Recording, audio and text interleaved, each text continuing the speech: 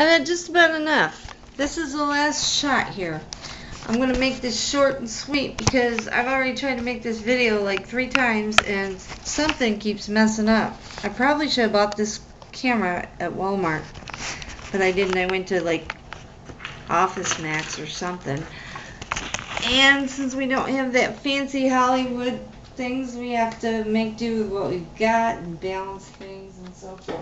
I have gone off and explained Hollywood glamour or lack thereof, you know, and how you can save a lot of money by shopping and watching your pennies, you know.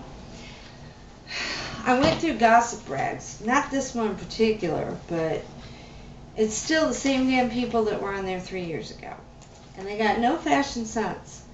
My sister and I, we went down to Rodeo Drive in Beverly Hills when we was out in California with the cement palms and everything. We were cruising around, you know, all those curvy roads and stuff, trying to find the Hollywood sign because we could see it, but we couldn't get to it. We pulled over, and this lady comes up, and she's all like, "Oh yeah, so-and-so lives there, so-and-so lives there." And we're like, "Oh, okay." And then she says, "Oh, and that Carey guy lives." I'm thinking, Jim Carrey. She says, "No, Drew Carey."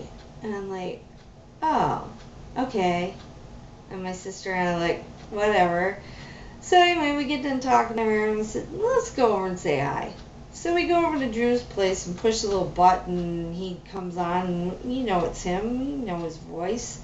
This is 10 years ago. Me and my sister looked good. And he wouldn't even come out for a photo, an autograph, nothing. Total dick.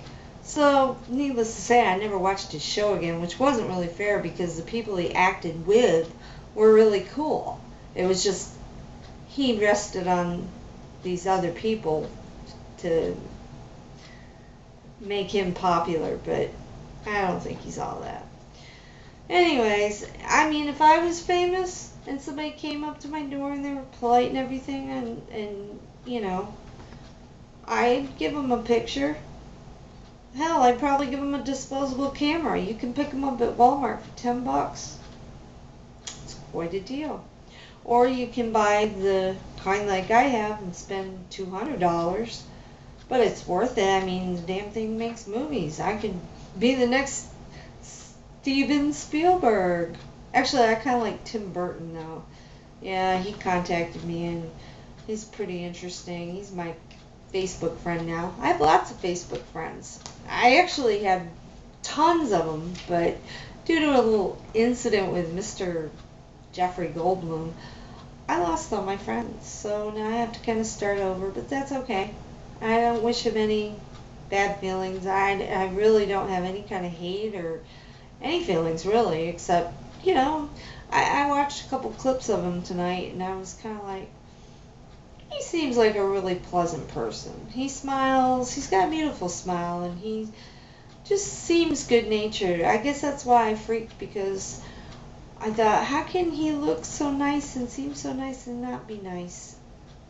I don't know. He must have his reasons for what he does, and maybe it's not even him, so whatever. I'll deal with whatever. Yeah, that guy in Frostproof, which isn't too far from here, was making barbecue ribs. He was like an hour away tormenting me. And I said, "Dude, just hop in your car and bring me some freaking ribs." I was reduced to having to eat sun chips and cheese dip, nachos.